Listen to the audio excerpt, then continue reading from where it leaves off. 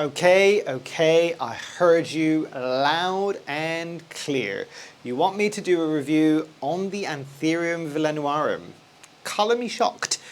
Did not realise that this is a plant that a lot of people wanted to review, but I am here to grant your wish.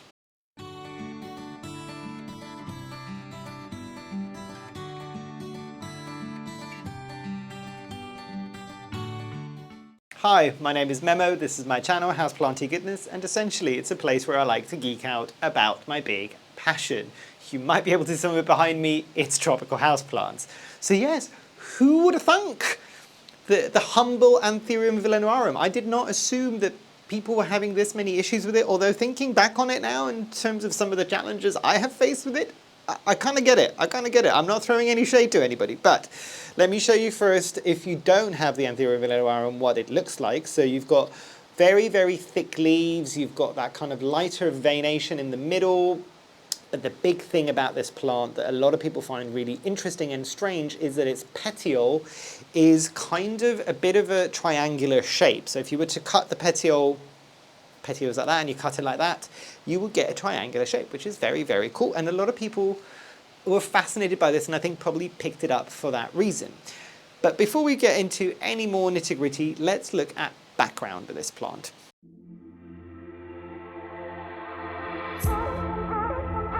So the background with this plant is, and I'm assuming this isn't just me, I'm assuming there's been other people that have had similar situations for this. I know a lot of people bought this because they wanted to buy this, so they went out of their way to find and buy a villenaorum.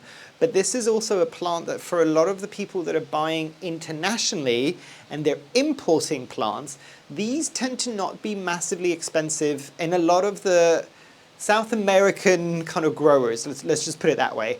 They don't tend to be very, very expensive, so it tends to be one of those things that I don't know how else to describe this. Like, you know, the impulse purchases that you go to a supermarket and it's just like, I'm buying a trolley worth of like food at the supermarket, but look, there is gum right here whilst I am waiting for the till. Of course, I need to take some gum with me.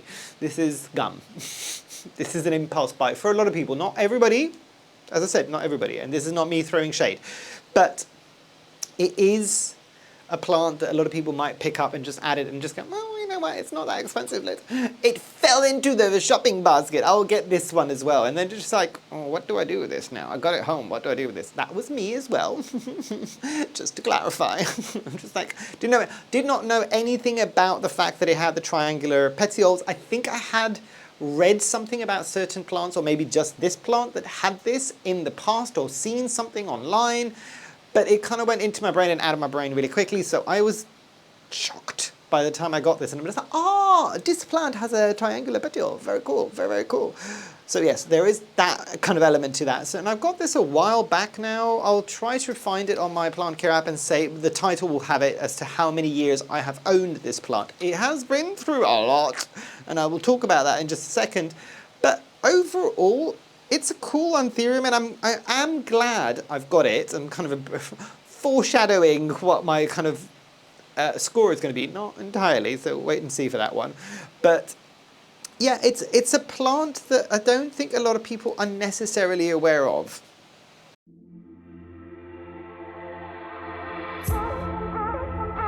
So let's look at the speed of growth on this one. So I'm not gonna lie, this is not a fast-growing Anthurium. At least it hasn't been in my experience. Granted, mine is quite small. And for the eagle-eyed amongst you, you might be going, well, we saw this a while back and it's still the same size. I will get to that. But I know other people that got maybe a much more mature form of this plant. And I don't think it changes phenotypically too much. So it doesn't change its appearance way too much. It's just larger and the leaves are larger. That one might grow faster. I do not know because I've not got mine to that stage and I did not get mine as a large plant. Anybody who has and has had it or has got it or had it in the past, do let us all know down below what the speed of growth was for a more mature plant.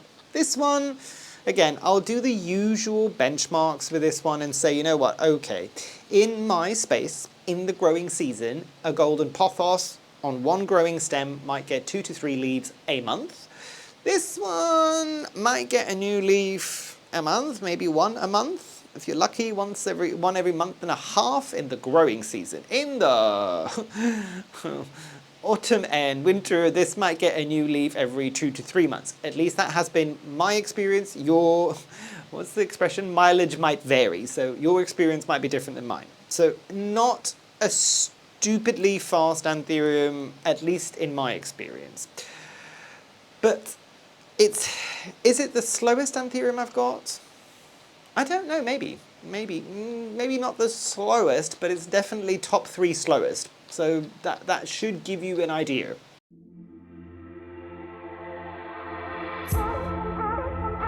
Now, here's the propagation on this, and this is something that I was hinting at just a moment ago as to why it's still the same size as this. Did this plant get root rot? Yes. I know from a lot of you that specifically were requesting this review, this has been the experience for a lot of people.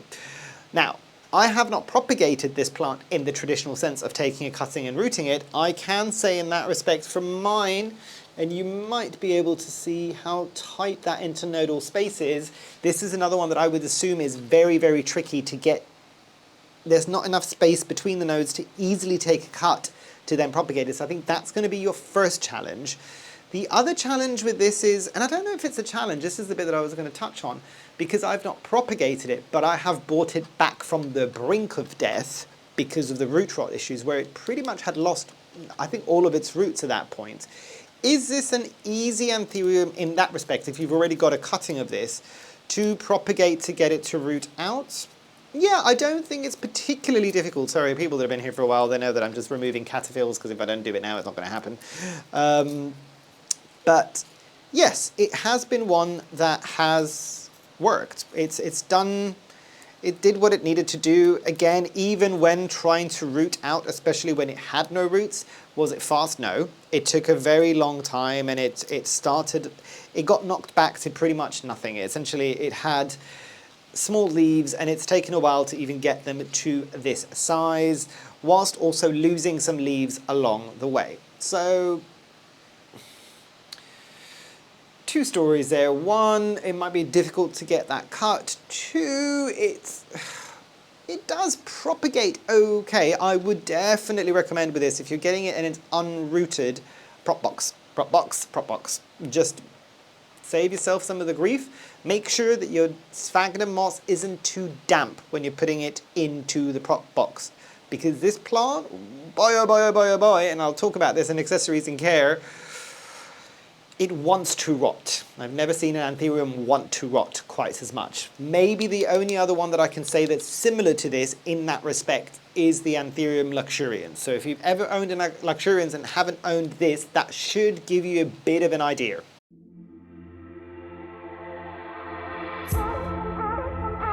But let's touch a bit on availability with this plant. And I did, in the very beginning, kind of talk about the fact that this might have been an impulse buy for a lot of people. Now, is this a plant that is particularly difficult to find? And I can only talk from my location, which is the UK. And I would say, kind of, even now, kind of, in the sense that I don't think that there's that many people that might be even aware of this plant. And it's not an it plant that everybody wants and everybody's got, and they want to kind of get it into their collections. It's a plant that, it's there, it's got the, I don't want to use the word gimmick, because the plant isn't doing it to please the rest of us or to be different and unique and unusual for us. There's a reason, obviously, why it would have the triangular petioles, but the triangular petioles are the most unusual thing about this. And unless you are a plant weirdo like myself, who gets a bit excited about things like a triangular petioles, like have you seen the petioles on that one? This might not be one that you're not necessarily going to go out of your way to get. Are the leaves interesting? Yes. So I think that's part of it. And what I mean by availability is with this one, it's not one that you will see crop up very often, at least not in your local online plant stores. You probably won't get this in a garden centre, but your online plant stores, probably again because there's not as many growers that are growing this commercially because the demand isn't there. Goes hand in hand with the fact that this plant isn't, even if you find it within your locale, is not going to be the most expensive rare plant that you're going to find. But there still needs to be some cost with it because there's not that many people that are growing it. Does that make sense? So there's not that many people growing it because there's not that many people looking for it. Thus, when you do find it, it's not going to be cheap. I would assume this is going to be double digits. It probably won't be triple digits. It probably won't even be very, very high double digits, if that makes sense. So, and with the international sellers, if you're buying this from somewhere where you're importing plants, especially from South America, like impulse buy, which means that if this was the equivalent of gum, this wasn't particularly expensive. So there is that. And I will say with this plant, because it wants to go towards rot, and I'll quantify that a bit later on in the video, but because of that reason, if you can get it as cheaply like that from kind of imports, then maybe it's okay, because like you didn't spend it. It'd be different if I was sitting there telling you, you know what, get this plant that is like definitely the triple digits and it's super, super expensive, but everybody knows that it will rot quite quickly unless you've got its care down pat. This is not it. So if you can get it for an affordable price, it might be worth the risk. And hopefully this is not me putting everybody off, but do you know what I mean? Go into this knowing what you're going to find, both in terms of how it might be a bit challenging to find, and it also might not be super, super cheap if you're buying it locally, whilst you might get it a bit cheaper when you're importing, when you're bringing more plants in. So just keep that in mind, because this is an interesting one. This is an interesting one in that respect, because some plants will fall into that category where people are just like, oh, I don't know about it, so I don't need it. So like, yeah, but I kind of like the shape a bit or the look of it. But it's, to me, it's giving vibes of, it's something between, and I know it's not exactly the same, but it's something between a crystallinum and a forgetii-ishy kind of plant. But yeah, and I think the more mature forms of this does get a bit longer. And I think that looks a bit more interesting rather than kind of this stage here. I will say, for free, this has got some of the thickest, most succulent Anthurium leaves that I have seen on an Anthurium, and I am including in this conversation the Clarinervium, and the Clarinervium has got some of the thickest leaves. I haven't had a Clarinervium for a while, so I don't know if this is thicker, but it's definitely close to that if it isn't thicker. Quick interruption to your video, just a quick reminder that I will be attending this year's RHS Malvern Spring Festival, which will be happening on the 8th, 9th, 10th and 11th of May. I will try to be there for all 4 days, but I will definitely be there for the 9th, the 10th and the 11th. And I am doing 2 things at that event this year. One being a talk that's going to be open to anybody who's coming and attending the event, which is going to be all about plant whispering and understanding the signals that your plant is giving you. And the second thing is a workshop that I'm going to be doing with small groups of people. One is going to be on the 9th of May and the other is going to be on the 10th of May. They're going to be an hour long each, and it's going to be mounting plants so you can kind of put them on your wall. And for that workshop, you'll be able to literally come in with nothing and you will go home with a plant that you have mounted yourself to kind of enjoy up on your walls.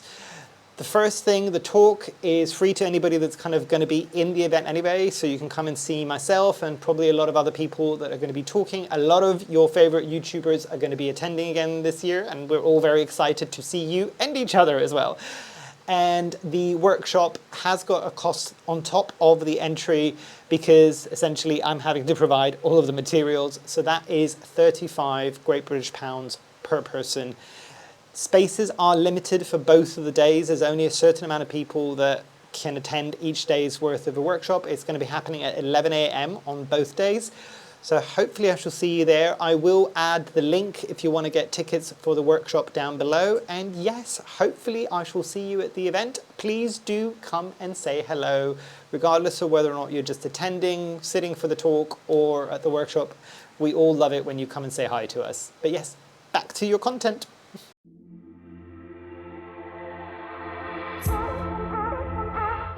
let's talk pests for the Anthurium villenaorum. And that's what you might have been looking at me doing a few seconds ago. And I will bring it in a bit closer so you can kind of see some of the damage that's happened there. And hopefully that is focusing. Can you see those lighter patches? That is thrip damage.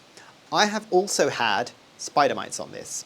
Have I had mealybugs on this? Yes, but they didn't particularly like it. They kind of moved on relatively quickly. And this is around other plants that has got mealybugs, and it has never had probably more than one mealybug. And that one mealybug might have got lost along the way and just kind of dropped on this and just went, no, I don't like this. And it might be because I tend to find mealybugs on my slightly thinner leaved houseplants. This is very thick. Granted, I know you can get mealybugs on succulent things as well, but in my experience in this space as well, I think maybe it's my flavor of mealybugs in here. They like the thinner things. This one is chunky and funky. So yeah, it is one of those things. It also, in the summer, if you ever suffer from getting things like whitefly, this is a whitefly magnet I find in the summer. Does anything really knock it back? No. So that's the other thing. Yes, this has had thrips, and this has had thrips in the past as well, before it kind of like almost rotted away to nothing. But did it kill it? No. Did the spider mites do damage? Yes. Did it slow down the plant? If I'm being honest, it's no slower with the pests, and if it's handling pests, than it was when it didn't have the pests. Does that make sense? So it's, you get it, it's an issue because it might then pass it on to some of your other plants, but do I think pests will necessarily be a huge deal on this plant? No, you might get some cosmetic damage like what I was talking about here. But by and large, at least in my experience, relatively hardy in that respect. Obviously, there's the rot element, which is different. But yeah, it's something to kind of bear in mind. The other thing that I will say, and I will try to show you on this plant, hopefully it'll pick up on the camera because the leaves are all going to be there in the way. Can you see some burst cells in the back? I'm trying to see, maybe this leaf might have it as well. Hopefully the light isn't blowing it up. This does occasionally, and this happens with a lot of plants that do have those slightly more succulent leaves, get edema. And I talked about edema in a whole video, and I'll put it up the top there. This doesn't ever get the blister edemas for me, so the kind of things that look like spots filled with the fluid. This is the one that will just burst the cells on the backs of the leaves. Does it ever cause any discoloration in the front of the leaves? No, and that should tell you how thick these leaves are.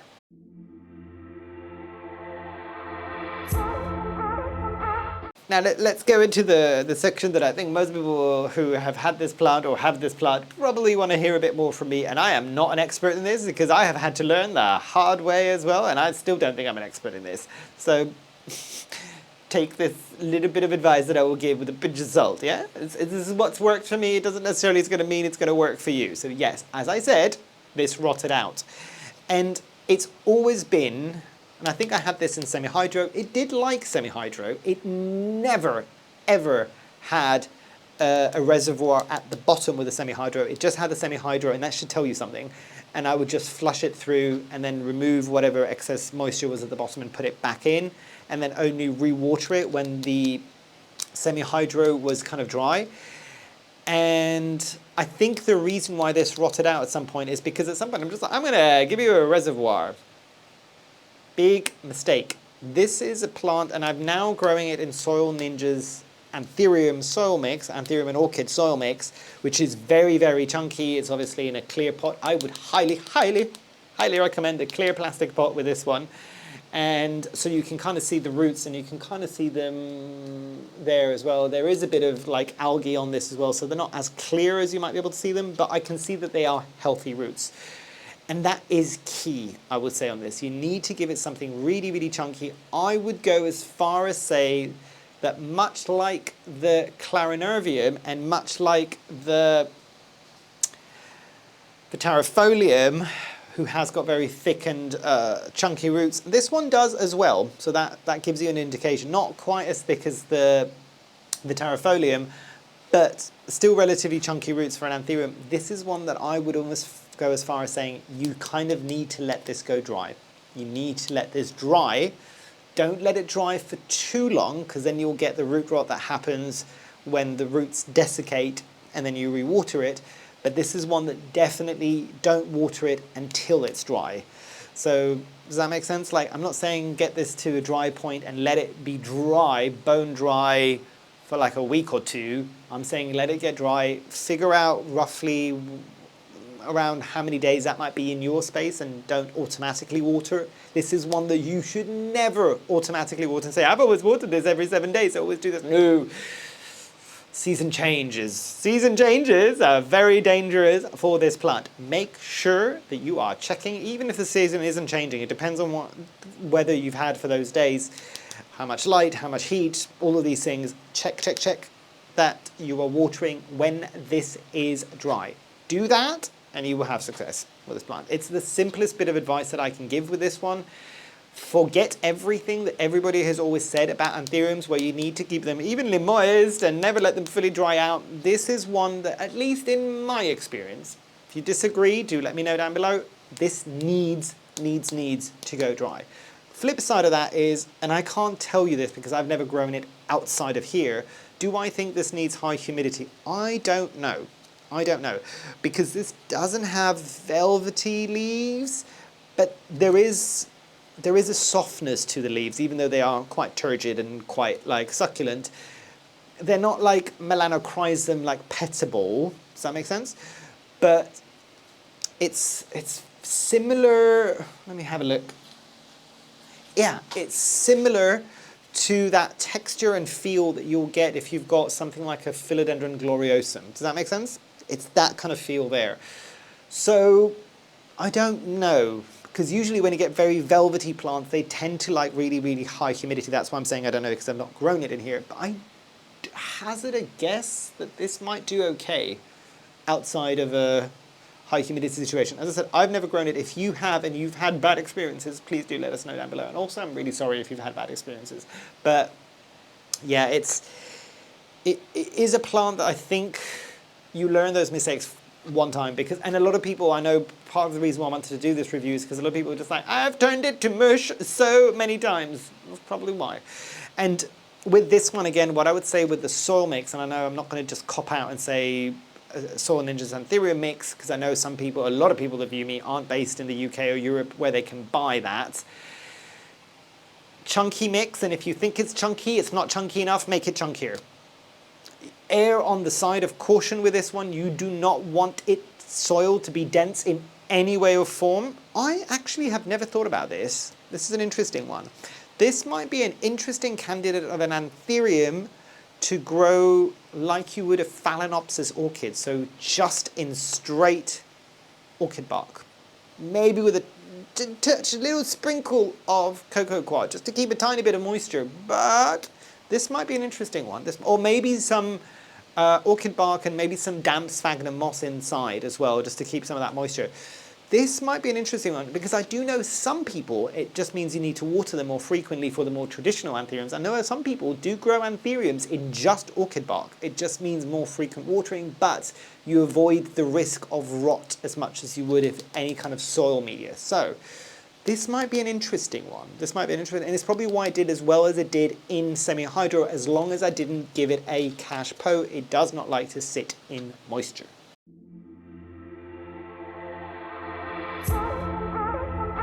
And after me rambling on for so long about the accessories and care, let's think about my final thoughts and score. So I'll do the thing that I usually do with this plant. Knowing what I know now, if I didn't own this plant, would I still get it? Yes, and this might surprise some people. Yes, I would. I do actually enjoy growing the Anthurium villenaorum. For me, it's unusual enough. Those leaves are so unctuously like thick that I don't know how else to describe it. Sometimes, and I'm trying to think now, there are certain succulent type plants where they have something that looks like leaves, which is very tactile and very kind of thick. Very similar, thick and juicy.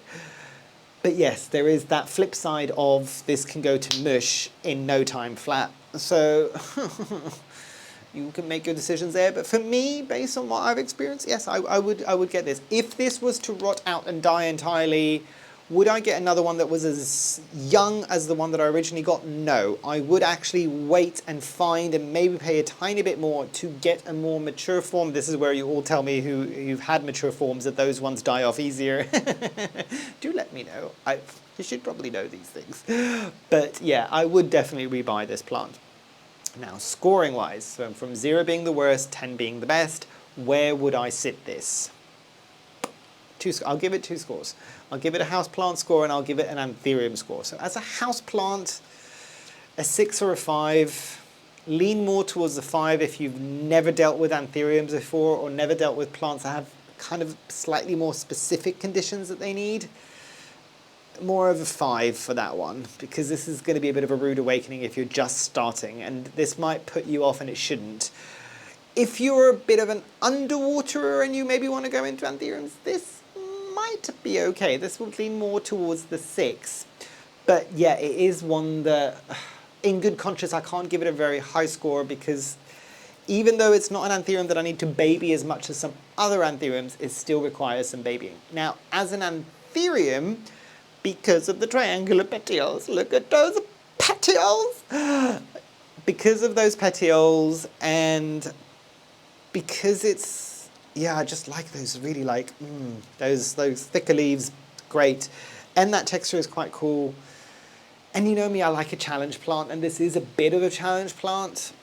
For me, and this is a score that I would give it as an Anthurium, I would probably get this closer to a 7. I don't think I'd go as far as an 8, but closer to a 7. Because you won't get a lot of other Anthuriums that look exactly like this, and it's a bit more compact, I find. Like, I've never seen one that's absolutely huge. This isn't one that's going to get very tall. It might get a bit wider if you get some of that. From what I've seen from some of those mature plants, the leaves get a bit longer, so it's a bit more floppy of a plant. So this might be an interesting one to have on, I don't know what they're called, like, think of it like a bar stool, and it can kind of like pendulous over, not quite to the level of a Viterifolium, but you kind of get the vibe that I'm going for here. Yes, I think a 7 would be good for this one, but I'd be curious to hear your thoughts about this, because this might not be a plant that a lot of people have heard of, but the people that have heard of it, based on the sheer volume of requests that I've got to review this plant, might be one that some people have had challenges with as well. I'd be really curious to see how this video go. I can usually tell when something isn't exciting enough in a thumbnail, and I can only make this as exciting as it is, basically, as to how many people will actually end up viewing it, because they'll be like, well, it's okay, it's a bit dull. But then I can also tell if something that isn't massively, like, wowy to capture people's attentions on, like, a thumbnail, but a lot of people have had issues with it, those videos tend to get a lot of views, because people are just like, I need to know what you've done because I've always had issues with this. I'm really curious to see how this video is going to land. But yes, hopefully you've enjoyed. Hopefully I shall see you here soon. And I truly, truly hope that you have a great rest of your day. Thanks. Bye.